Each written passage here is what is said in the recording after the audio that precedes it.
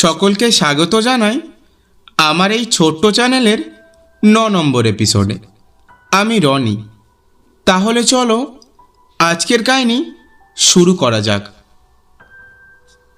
আমার দাদুর আগে একটি জেনারেটরের ব্যবসা ছিল, আর আমাদের জেনারেটর ঘরে আগে একজন অন্ধ লোক থাকতেন। ওনার অন্ধ হওয়ার আগেই ওনার স্ত্রী মারা যান। পরে ওনার 2 ছেলেকে নিয়ে তাদের মামা ওনাকে একা রেখে বোম্বে চলে যান, আর ফেরেননি। যদি ওনার স্ত্রী বেঁচে থাকাকালীন ওনার ছেলেদের তার মামার কাছে পাঠিয়ে দিয়েছিলেন। পরে বাড়িওয়ালাকে ভাড়া দিতে না পারায় বাড়িওয়ালা ওনাকে বাড়ি থেকে বার করে দেন। তখন আমার দাদু ওনাকে আমাদের জেনারেটর ঘরে থাকতে দেয়। আর ঘটনাটি ঘটেছে তার সাথে।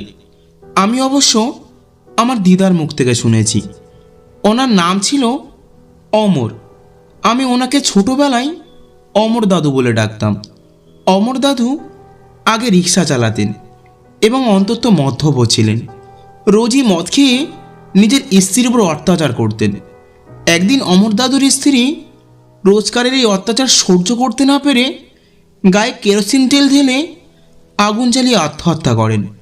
সেই রাগে অমর দাদুর 2 ছেলে তাদের মায়ের কাজ সম্পন্ন করে অমর দাদুকে একা রেখে মামার কাছে চলে যান। কাজ শেষ হওয়ার 3-4 দিন পর অমর দাদু মদ খেয়ে রিক্সা চালিয়ে ঘরে এসে শুয়েছেন। হঠাৎ করেই অমর দাদু শুনতে পায় আগেকার স্টোভে যেমন কেরোসিন তেল ঢেলে আগুন জ্বালানোর জন্য বারবার পাম্প করতে হতো, সেই পাম্প করার আওয়াজ। অমর দাদু এত মদ খেয়েছেন যে আওয়াজ শুনেও আর উঠতে পারছে না। তবু অনেক কষ্টে টর্চ নিয়ে তিনি উঠলেন এবং উঠে দেখলেন তার স্ত্রী। অমর দাদু তার স্ত্রীকে তুই করে কথা বলতো। অমর দাদু জিজ্ঞাসা করে, তুই এখানে?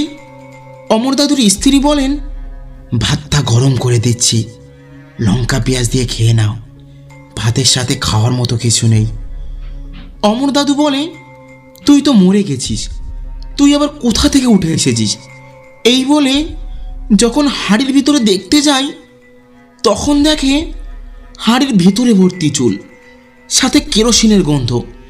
অমর দাদুর স্ত্রীর অনেক লম্বা চুল ছিল, তাই বহুবার অমর দাদু সেই চুল ধরে টেনে ঘরের বাইরে বার করে মারধর করত। এই ঘটনা দেখে অমর দাদু রাতের ঘুম আর নেশা দুটোই চলে যায়। পরের দিন অমর দাদু আমার দিদাকে পুরো ঘটনাটি বলে। আমার দিদা বলে, হয়তো মদ খেয়ে ভুলভাল দেখেছ। পরের দিন আবার অমর দাদু রাতের বেলা মদ খেয়ে যেই শুতে যায় তখন হঠাৎ অমর দাদু তার পাশে কাউকে অনুভব করে।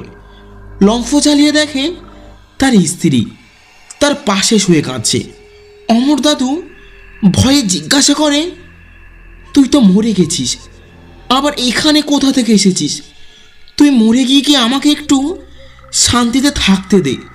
তারপর স্ত্রী বলে, তুমি কোনোদিন দিয়েছ আমাকে শান্তি? রোজই মদ খেয়ে আমাকে মারতে আর আমার ছেলেদের মারতে। আমি তোমাকে এত সহজে কিভাবে ছেড়ে যাব? তোমায় সাথে করে নিয়ে যাব। অমর দাদু ভয় পেয়ে যায়। বাড়ি থেকে বেরিয়ে সারা রাত মন্দিরের সামনে শুয়ে থাকে। পরের দিন সকালে আমার দিদাকে পুরো ঘটনাটা আবার বলে। দিদা বলে, হয়তো তুমি বেশিই মদ খাচ্ছ, তাই এসব দেখছো। তুমি মদ খাওয়া বন্ধ করে দাও, তোমার স্ত্রীও তো তাই চাইতো। অমর দাদু পরের দিন মদ না খেয়ে রাতে ঘরে গিয়ে লম্ফটা জ্বালিয়ে একটু শুয়েছে। হঠাৎ করেই তিনি অনুভব করলেন কেউ যেন তার গলা টিপছে। অমর দাদু কিছুতেই সেই হাত ছাড়াতে পারছে না। তখনই লম্ফটা কোনো রকমে হাত দিয়ে ধরে কাছে নিয়ে আসতেই সে যেন তার গলা ছেড়ে দেয়। তারপর অমর দাদু সঙ্গে সঙ্গে আমার দিদার কাছে ছুটে আসে এবং পুরো ঘটনাটা আবার বলে। দিদা বলে, মনে হয় তোমার স্ত্রী তোমার মা এখনো ত্যাগ করতে পারেনি। সেই রাতে অমর দাদুকে আমার দিদা আমাদের বাড়িতেই থাকতে বলে। পরের দিন অমর দাদুকে নিয়ে দিদা একজন কালী মায়ের সাধকের কাছে যান। তিনি সব কিছু শুনে বললেন, প্রতিদিন তুই তোর স্ত্রীর উপর যে অত্যাচার করে পাপ করেছিস তার ফল তোকে ভুগতে হবে। এই বলে পরের দিন সেই সাধক অমর দাদুর ঘরে একটি যজ্ঞের আয়োজন করেন। রাত 2টো থেকে 3টে পর্যন্ত সেই যজ্ঞের সময় নির্ধারণ করা হয়। যজ্ঞ চলাকালীন অমর দাদুর মধ্যে হঠাৎ তার স্ত্রী ভর করে। সাধক জিজ্ঞাসা করেন, তুই মারা যাওয়ার পর আবার কেন ফিরে এসেছিস? অমর দাদুর স্ত্রী অমর দাদুর গলায় বললেন, আমাকে কোনোদিন একটু শান্তি দেয়নি। এই লোকটা সবসময় আমাকে মেরেছে, বাজে বাজে গালাগাল দিয়েছে, এমনকি আমার ছেলেদেরকেও ছাড়েনি। আমাকে মারলে তো আমি মেনে নিয়েছি, কিন্তু আমার সামনে আমার ছেলেদের মারতো, সেটা আমি সহ্য করতে পারছিলাম না। তাই আমি আগেই আমার ছেলেদের আমার ভাইয়ের কাছে পাঠিয়ে দিয়েছি, আর আমি নিজেই গায়ে আগুন লাগিয়েছি শুধুমাত্র এই লোকটার জন্য। সাধক বললেন, আমি জানি তোর কষ্টটা আমি বুঝতে পেরেছি। দেখ, যতই হোক তোর তো স্বামী, দয়া করে ওকে ক্ষমা করে দে। অমর দাদুর স্ত্রী বললেন, স্বামী বলেই দিনের পর দিন সহ্য করে গেছি, কিন্তু এখন আর না, আজ আমি ওকে নিয়ে যাব। সাধক বললেন, তুই যদি এখন ওকে না ছাড়িস তাহলে আমি মায়ের মন্ত্র দ্বারা সিদ্ধ জল তোর গায়ে দিতে বাধ্য হব। তখন অমর দাদুর স্ত্রী বলেন, ঠিক আছে, আমি চলে যাচ্ছি, তবে আমি খালি হাতে যাব না, সাথে করে কিছু নিয়েও যাব। আর আমি প্রতিদিন আমার স্বামীকে দেখতে আসব, শুধু ওকেই দেখা দেব, কারোর কোনো ক্ষতি করব না। সাধক বললেন, ঠিক আছে, বল তোর কি চাই?